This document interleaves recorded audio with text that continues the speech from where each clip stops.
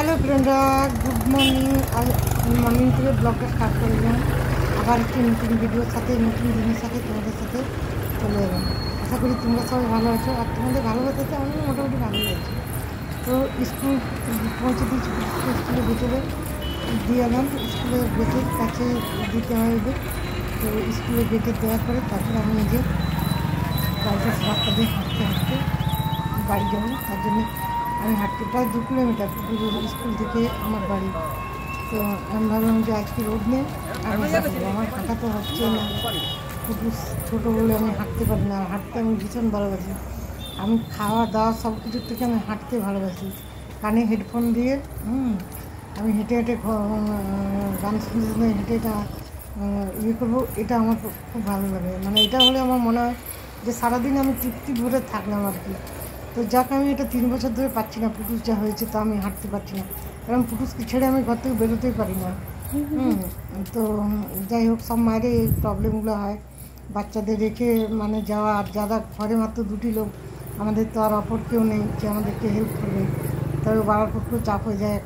একজন মহিলা দেখবেন পুরো সংসারের চাপ সামালতে পারে, কিন্তু একজন পুরুষের পক্ষে সেটা অসম্ভব হয়ে যায়। তারপরে ওর অফিসে ফোন আছে, ওর সংগঠনে একজন একনিষ্ঠ কর্মচারী মানে কর্মী, তার জন্য 5 জনের সাথে ইয়ে করতে হয়। তো এই যে নদীর সাইডে আমাদের একটা পার্ক আছে, সেটা দিয়ে আমি হেঁটে এলাম।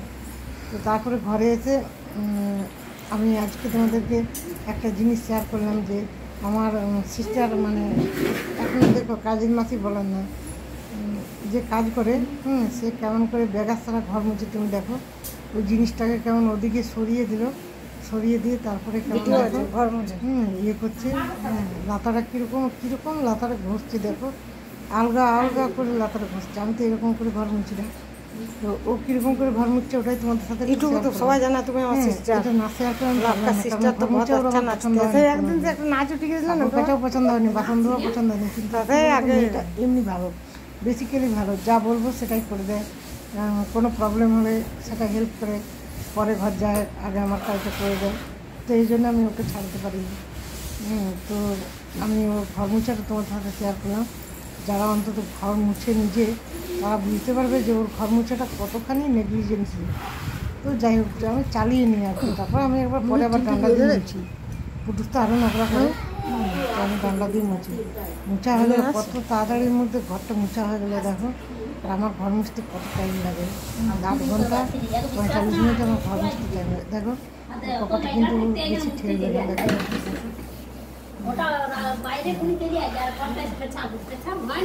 কপাটের ওখানে যে আটা ফেলেছিল ওগুলো রয়ে গেলে দেখো। আমি না বললে ওগুলো তো মানে বেতন দেওয়া শুনবে 1500 টাকা।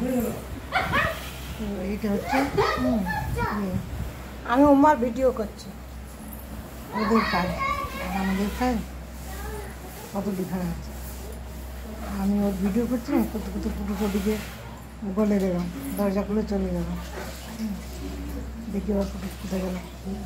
তো দেখি তারপর আমরা আজকে এসেছিলাম লাঞ্চ করবেন একটা জায়গায়। তো পুটুসের স্কুলের কাছে একটা জায়গাতে আমরা আজকে লাঞ্চ করতে এসেছিলাম, সেটাই তোমার সাথে একটু শেয়ার করলাম।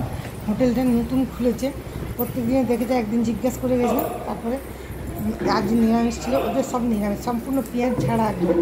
তার জন্যে শনিবার ছিল, সেটা শনিবারের ভিডিও, নিরামিষ বলে ইয়ে করলাম।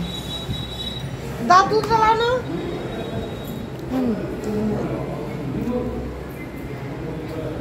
বাবা বসছে, আমি বসেছি। এই যে দেখো থালিটা দিয়েছে, দিয়েছে বেগুনি দিয়েছে, আলু ভাজি দিয়েছে, স্যালাড দিয়েছে, আলু পোস্ত দিয়েছে, গরমের তরকারি দিয়েছে, ডাল দিয়েছে, পাঁপড় দিয়েছে, কাগজি দিয়েছে, কাঁচা লঙ্কা হাত বেশি গেছে কোথাও ধুয়ে আসো না। আমি যে পুরুষের জন্য থালা, পুরুষকে তো আমি ঘরে খাইয়ে নিয়ে এসেছি, তার জন্য পুরুষের জন্য একটা থালা নিয়েছি। এখান থেকেও আমার হলো সব তুলে তুলে পুরুষকে বলতে খাবে না, কিন্তু ঘাটা অর্ডার করেছি, খাবে। তো চলো আজ আমার ব্লগ এইটুকু।